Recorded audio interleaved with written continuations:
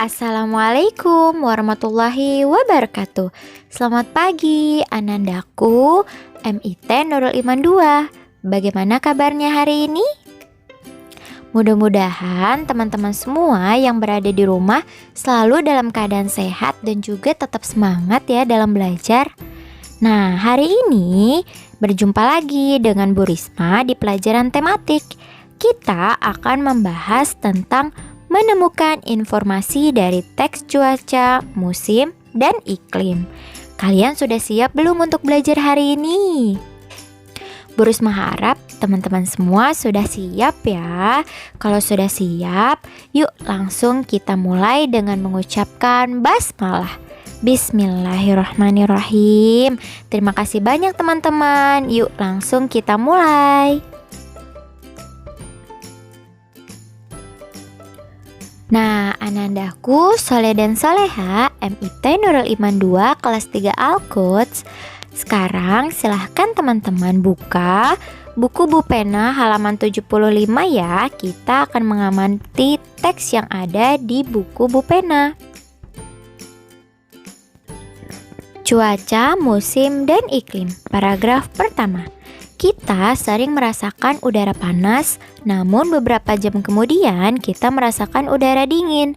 Kondisi udara panas karena cuaca cerah dan sinar matahari bersinar terik. Kondisi cuaca dingin karena cuaca hujan. Cuaca merupakan kondisi udara yang terjadi dalam kurun waktu yang relatif singkat dan di wilayah yang terbatas. Cuaca yang terjadi secara dominan dalam rentang waktu tertentu disebut musim. Misalnya, musim hujan adalah rentang waktu ketika sering terjadi hujan. Pada musim hujan sering terjadi cuaca mendung. Terdapat dua musim di Indonesia, yaitu musim hujan dan musim kemarau. Saat musim kemarau, cuaca cenderung panas atau cerah. Pada musim kemarau, angin dari belahan bumi utara berembus melalui gurun pasir di bagian utara benua. Udara panas dan kering tersebut sampai Indonesia menyebabkan kita merasakan cuaca panas atau cerah dalam waktu relatif lama. Pembagian jenis iklim berdasarkan banyaknya sinar matahari yang diterima bumi. Indonesia terletak di daerah Khatulistiwa. Daerah Khatulistiwa banyak menerima sinar matahari. Indonesia memiliki iklim tropis. Iklim tropis merupakan iklim yang berciri sinar matahari dapat dirasakan sepanjang tahun. Indonesia beriklim tropis karena letak geografisnya berada pada garis Khatulistiwa. Diingat-ingat ya teman-teman. Nah teman-teman, kita kan sudah membahas tentang garis Khatulistiwa. Nah, apa sih itu garis Khatulistiwa? Jadi, garis Khatulistiwa adalah garis khayal bumi.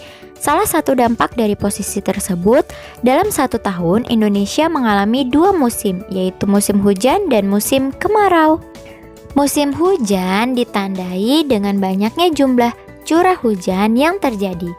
Jumlah curah hujan rata-rata yang turun di Indonesia mencapai 1.600 mm per tahun.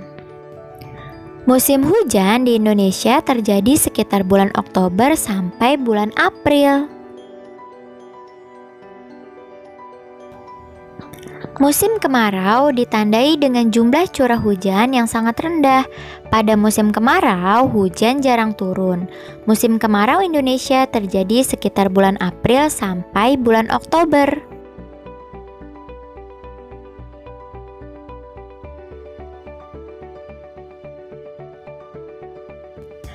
Oke teman-teman, sekarang kita akan membahas tentang teks percakapan.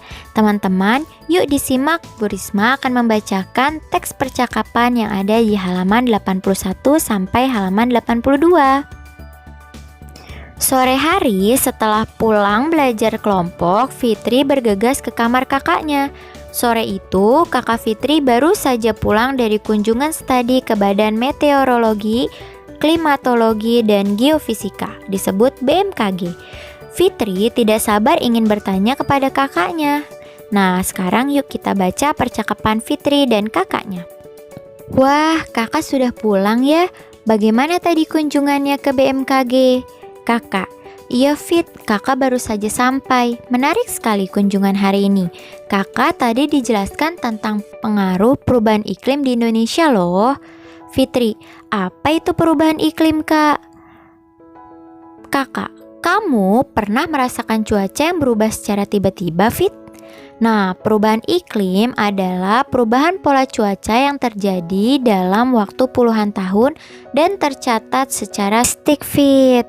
Jadi, perubahan cuaca yang tiba-tiba adalah salah satu akibat dari perubahan iklim ya kak? Benar Fit, selain mengubah pola cuaca, perubahan iklim juga menyebabkan meningkatnya kejadian badai, mencairnya es di kutub, dan meningkatnya permukaan air laut di daerah tropis karena meningkatnya suhu bumi. Nah, Soleh dan Solehah, ini gambar dari badai dan juga contohnya yang lain ya, yang disebabkan oleh meningkatnya suhu bumi. Ternyata cukup mengkhawatirkan ya kak pengaruh perubahan iklim. Adakah yang bisa kita lakukan untuk mengurangi akibat perubahan iklim kak? Tentu ada, supaya akibat perubahan iklim tidak semakin parah, kita harus merawat lingkungan sekitar. Misalnya dengan mengurangi polusi udara, seperti bersepeda, kemudian menanam pohon, serta tidak menebang pohon sembarangan.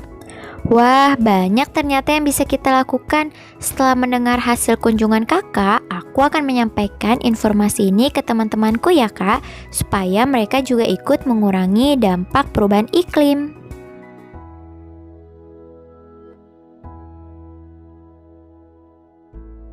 Nah teman-teman, dari yang sudah Bu Risma jelaskan dan juga bacakan, sekarang yuk dikerjakan 5 soal yang ada di video.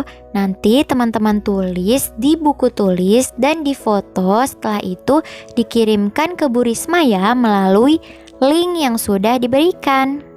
Nah teman-teman, tidak terasa nih pembelajaran kita sudah selesai. Nah mari kita tutup dengan membaca hamdalah. Alhamdulillahirrabbilalamin. Terima kasih banyak teman-teman. Jangan lupa tugasnya dikumpulkan ya. Kurang lebihnya Bu Risma mohon maaf. Assalamualaikum warahmatullahi wabarakatuh. Sampai bertemu di video selanjutnya teman-teman.